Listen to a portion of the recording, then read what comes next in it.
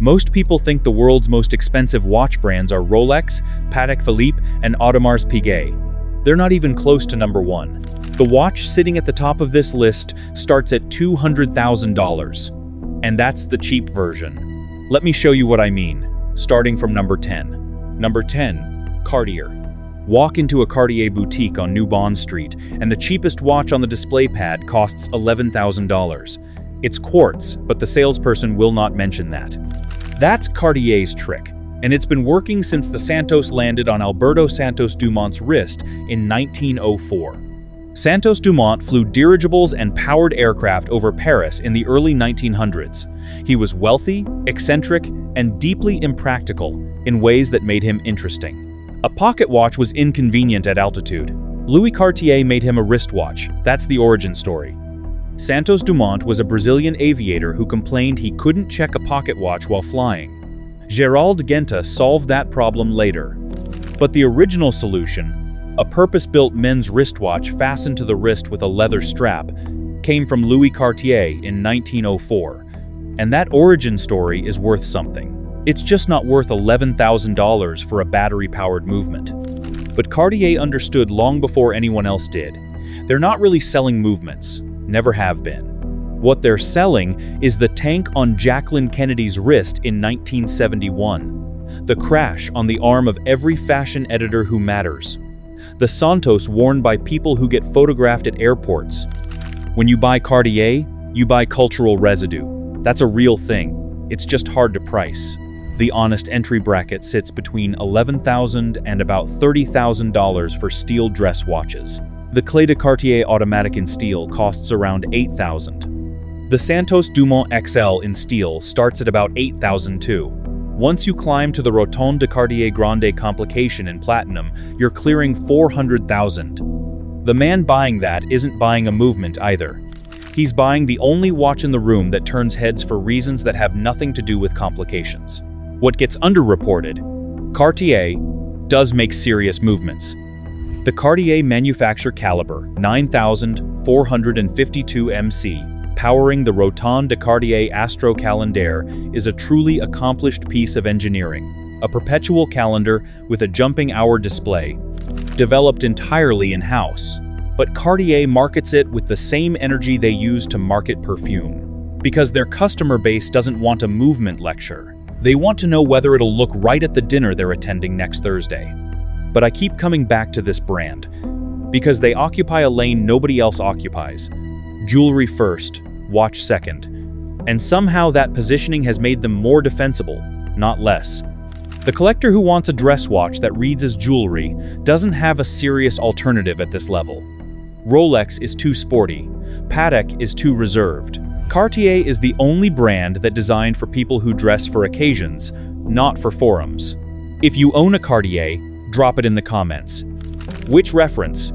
Cartier is expensive for reasons you can feel but can't fully explain. The next brand is expensive for reasons that are harder to argue with. Before we move on to the next part, let me tell you this. Most people don't realize this, but buying a watch the wrong way can cost you thousands, and you won't even notice it until it's too late. That's why I created a complete insider guide to buying watches. The goal is simple. I'll help you stop guessing and start buying smart. You'll find the guide in the pinned comment and description. Now, let's move on to the next part. 9. Vacheron Constantin. The oldest continuously operating watch company in the world started in Geneva in 1755. Vacheron Constantin has never once stopped making watches. Not during the French Revolution. Not during either World War. Not when quartz nearly killed the industry in the 1970s. Just kept going. There's a specific kind of credibility that comes from that. Not marketing credibility, actual credibility. The kind where you can say, our craftsmen have been doing this for 270 years, and it's just the calendar, not a press release. François Constantin joined the company in 1819 and contributed the motto that still appears on every movement. Do better if possible, and that is always possible. That's been the brief for over 2 centuries. Entry price in 2025 sits around $13,900 for the 56 self-winding in stainless steel. That sounds approachable until you realize that to get a watch truly representing what Vacheron is capable of, the overseas in steel, the patrimony ultra-thin, you're starting closer to $25,000. And the traditionnel in precious metal with complications crosses $200,000 before the serious conversation begins. Then there's Les Cabinotiers. Their bespoke ultra-complication atelier operates without a public price list. You commission a watch, you wait years. Vacheron bills you when they're done. The reference 57260, finished in 2015, is the most complicated wristwatch ever made. 57 complications, built over 8 years by a team of 3 watchmakers working in complete secrecy for an unnamed collector who apparently requested 63 functions. Vacheron delivered 57 and called it finished. No price was ever published.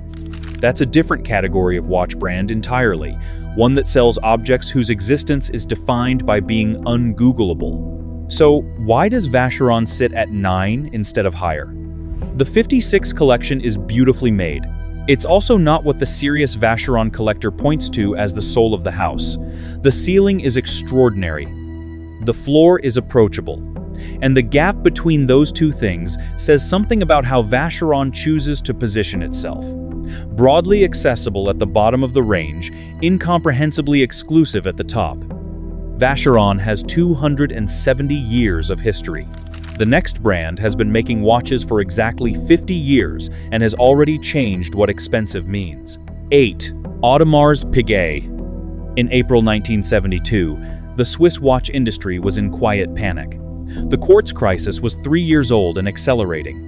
Japanese brands were outperforming Swiss mechanicals for a fraction of the price. Into that environment, Audemars Piguet released a stainless steel sports watch priced at 3,300 Swiss francs, more expensive than most gold watches on the market, made of steel.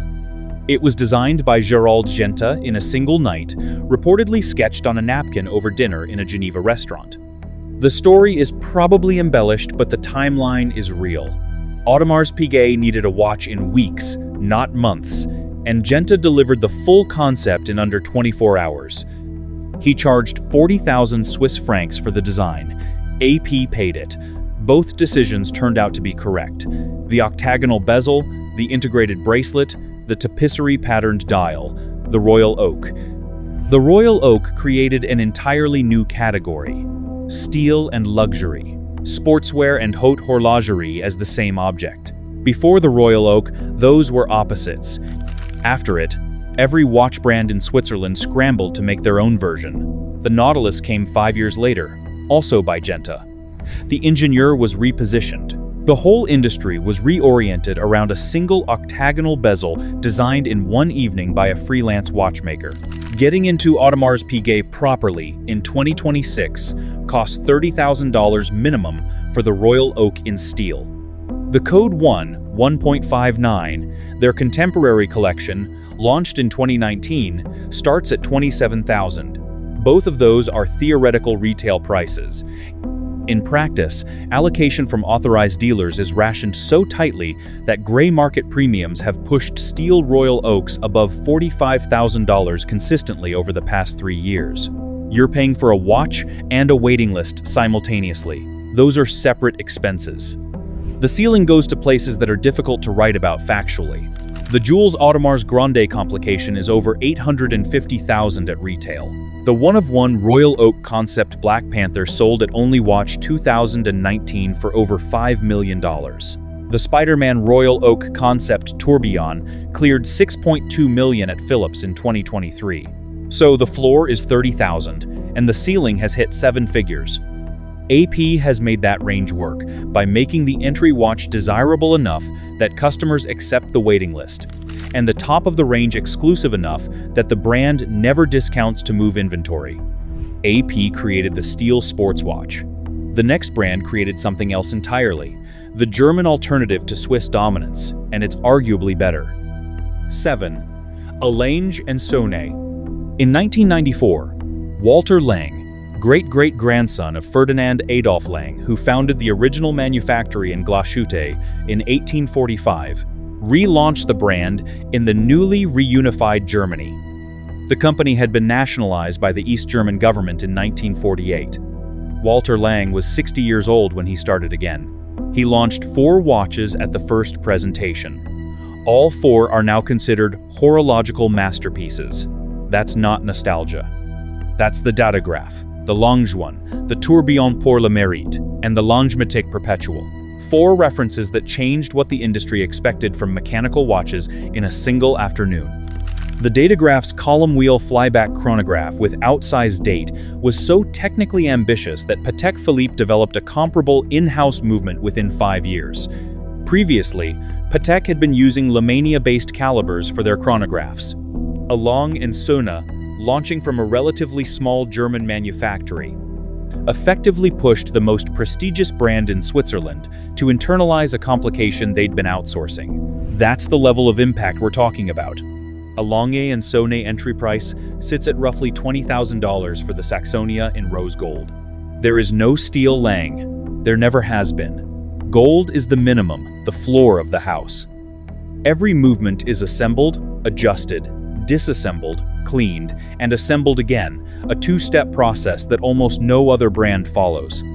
The logic is that oils from the first assembly can attract microscopic particles during the process. The second assembly ensures a clean movement with no contamination embedded in the gear train. Most brands assemble once, test, ship. Lange considers the second assembly mandatory, not optional.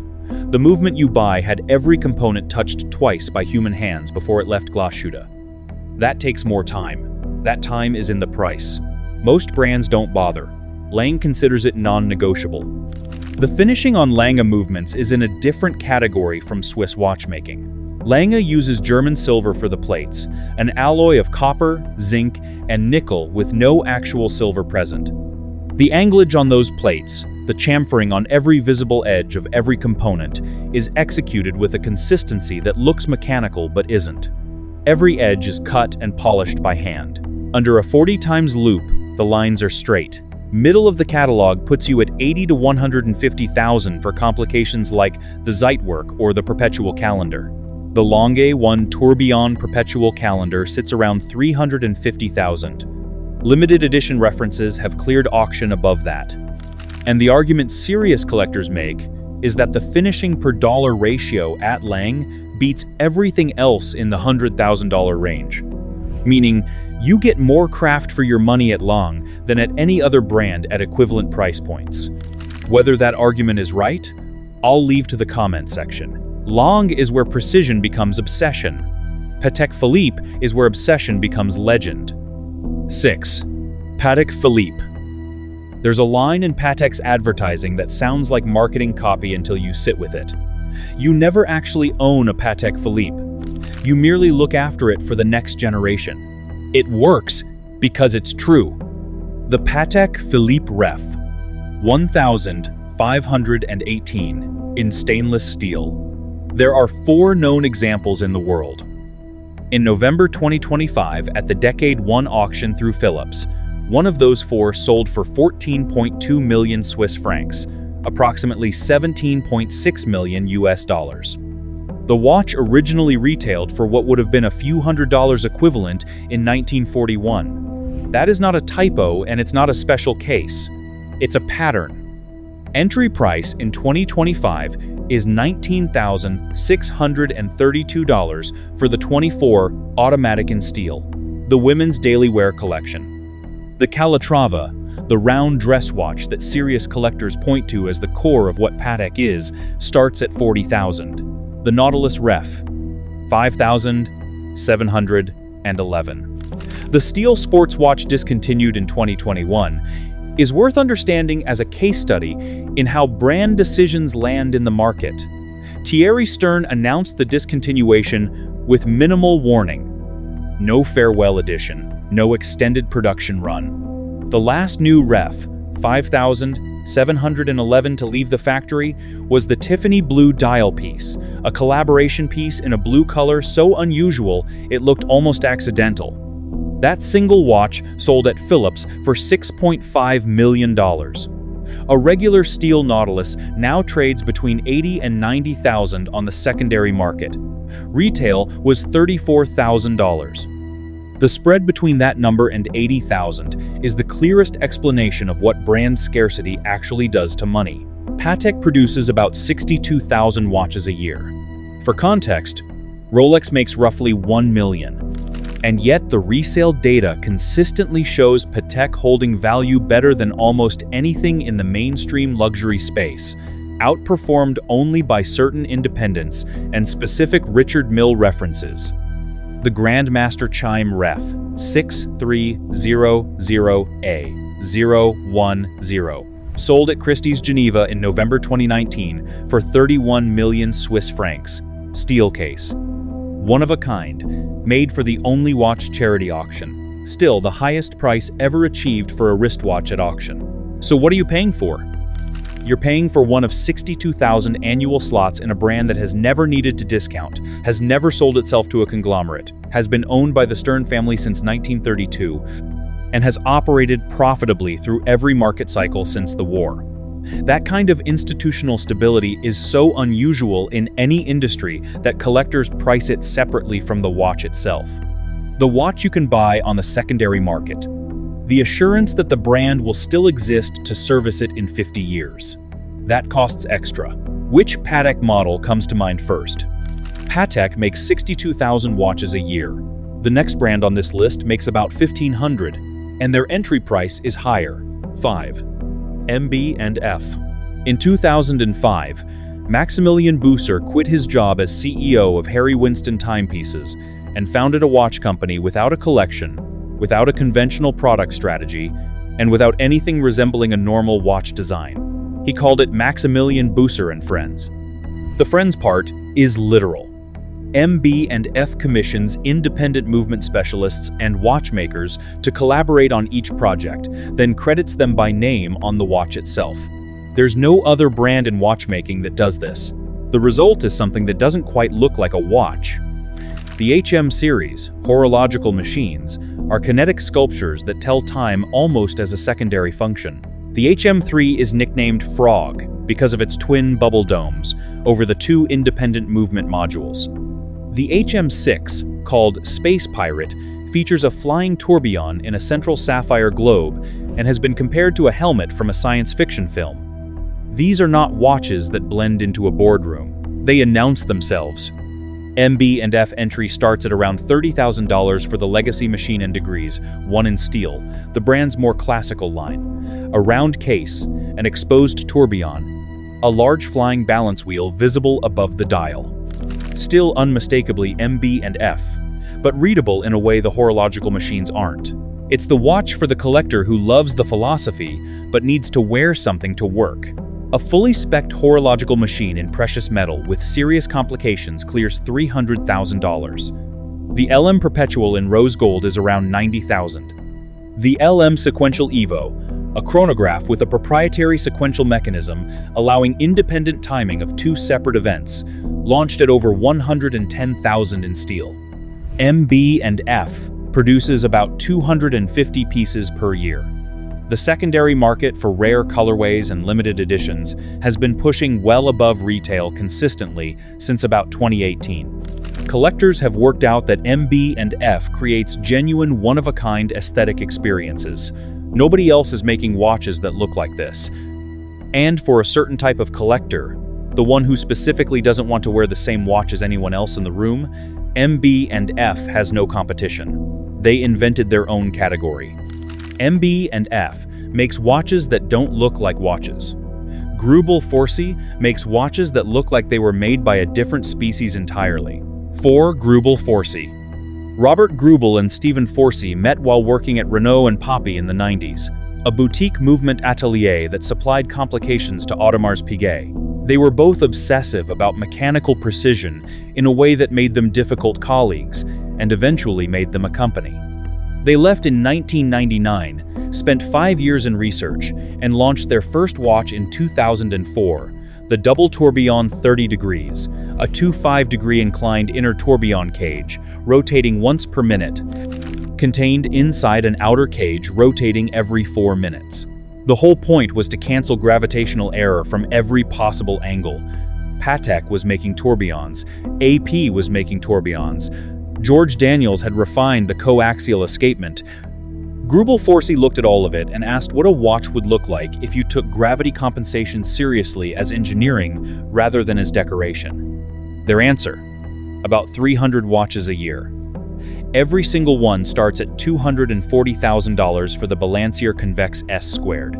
Most references sit between $400,000 and $600,000. The Grande Sonnerie, a watch that chimes the hours automatically from the wrist like a clock, is a 7-figure piece. The art piece one, which contains a microsculpture visible through a sapphire crystal window set into the casework, is valued north of $2 million. But the number that matters most to collectors is this: 3,000 watches in the brand's first 20 years of operation. 3,000 pieces across 2 decades. Patek Philippe makes roughly that many in 3 weeks. The scarcity isn't a marketing decision. It's a manufacturing reality for a company that refuses to scale what it can't hand-finish. The handmade collection is discussed in the most serious collecting circles as a different kind of object entirely. The second iteration, 30 pieces total, priced at $785,000 each, made almost entirely by one watchmaker. Not a team. One person. Hundreds of hours per watch. 30 watches total. That's not exclusivity as a strategy. That's the capacity of one person's hands, and Greubel Forsey decided to sell it at exactly that price. The collector buying a handmade two isn't getting a factory-produced object with a handmade finish applied at the end. They're getting an object where every decision, every component, every polished surface is the product of one person's ongoing work over months. The watch is effectively a diary entry. What that costs is $785,000, and 30 people in the world will own one. Resale values for Greubel Forsey track almost exactly at retail. The secondary market doesn't move much because the primary market is already correctly priced. There's no gray market arbitrage, no rush to flip. People who buy Greubel Forsey hold. Greubel Forsey makes 300 watches a year. The next brand makes fewer than 1,000 and has been doing it since 1999. 3. F.P. Journe. François-Paul Journe, trained as a classical watchmaker, made his first tourbillon in a Paris kitchen in 1983 at age 23, and spent the next 2 decades building a reputation that preceded him to every serious collector on the planet before he officially launched the brand in Geneva in 1999. His signature is gold movements, solid 18-karat gold for the movement plates and bridges, not just the case, but the engine. He switched to gold exclusively in 2003, which means the 2003 to 2013 production window, the gold movement era, now trades at prices that have very little to do with what those watches originally cost. Collectors call them early Journe. What that means in practice: a Chronometre Blue from 2009 in tantalum case with gold movement is not a watch. It's a collectible with a watch attached. Entry today is around $60,000 for the Octa Automatique Lune, his most accessible reference. A self-winding watch with moon phase and power reserve display. The Chronomètre à résonance uses the physics of resonance to synchronize 2 independent escapements, canceling positional errors by letting the 2 balance wheels naturally align through vibration. That reference costs about $150,000. The Tourbillon Souverain is around $250,000. And then there's the Astronomique Souverain, a wristwatch carrying a perpetual calendar, a sidereal time display, a star chart, a sky chart, an equation of time complication, a sunrise and sunset indicator, and a tourbillon.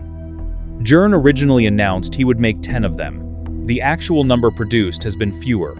Each one is, without exaggeration, a miniature observatory worn on the wrist. The sidereal time display tracks the rotation of the Earth relative to the fixed stars, not relative to the Sun. The difference is about 4 minutes a day. Nobody needs this information on their wrist. The collector who owns one checks it anyway, every evening. The way some people check weather, they can already see through the window. The object created a habit that didn't exist before the object existed. Auction results for early gold movement Journe references have been climbing so fast that several specialists now describe the market as pre-correction.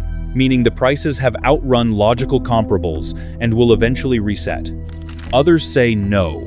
Journe has said he has no intention of scaling, and in a market where supply is fixed and demand grows, prices only go one direction.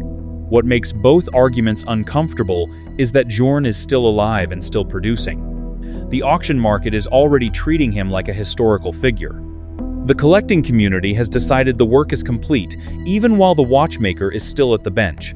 Fewer than 1,000 watches per year. No announced plans to change.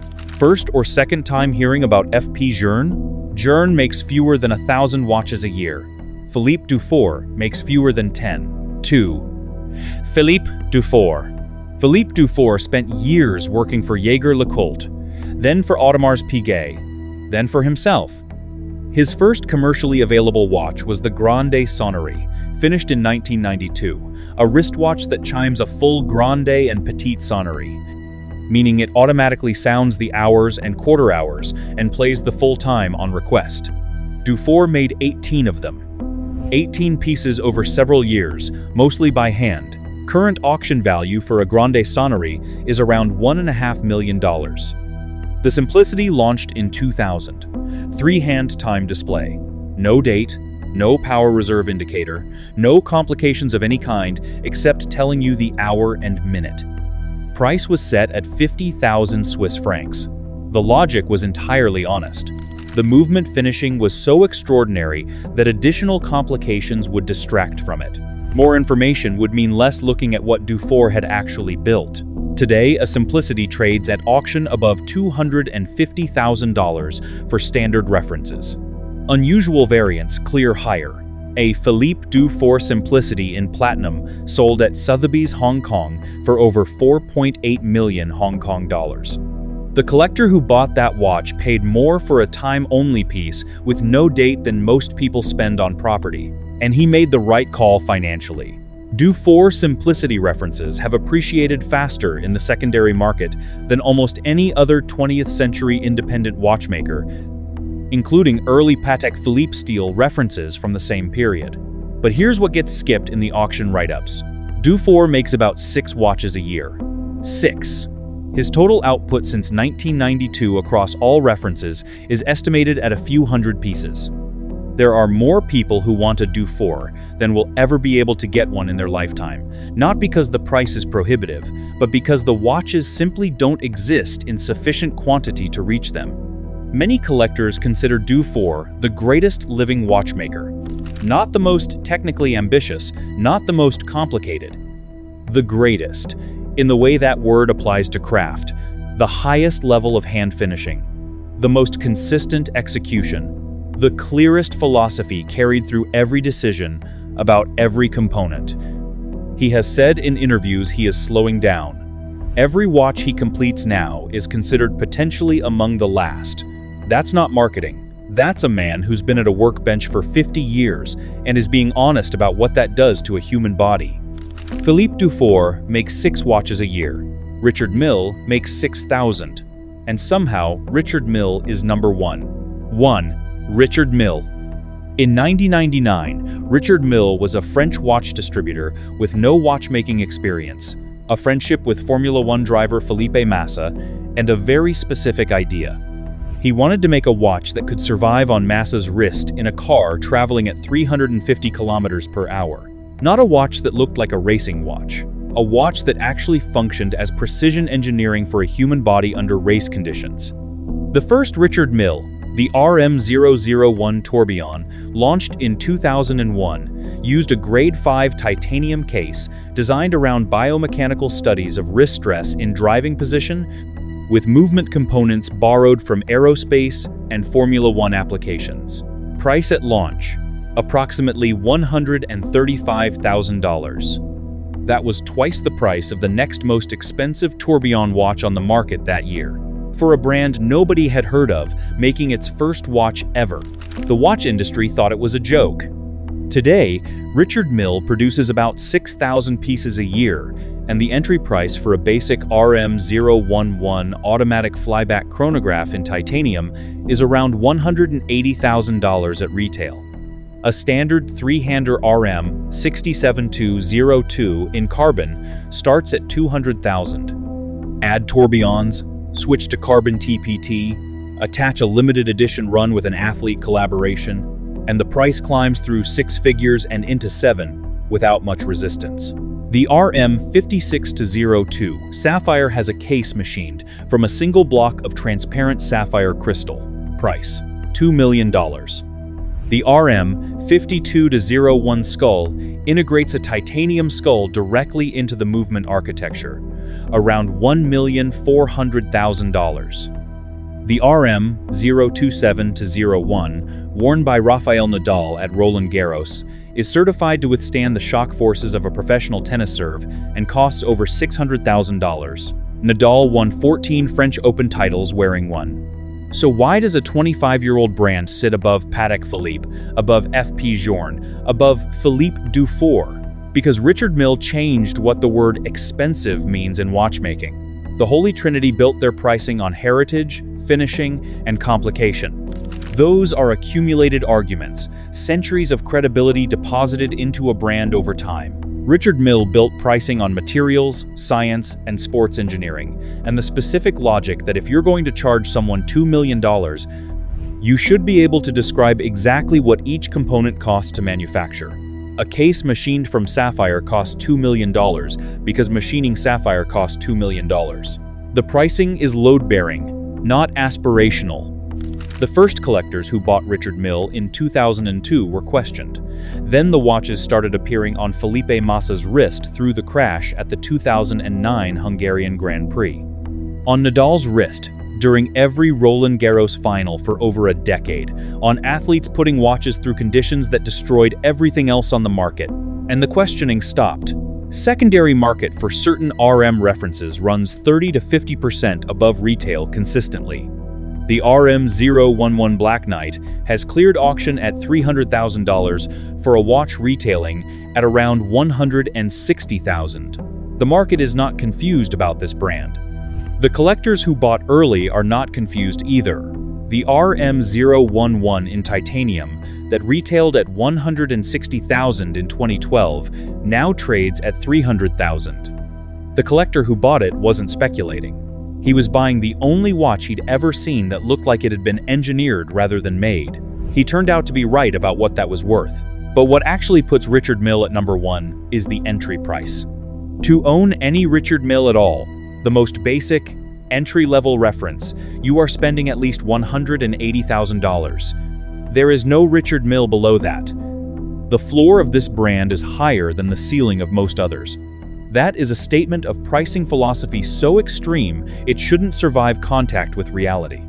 It does. So which brand's entry-level watch can you afford?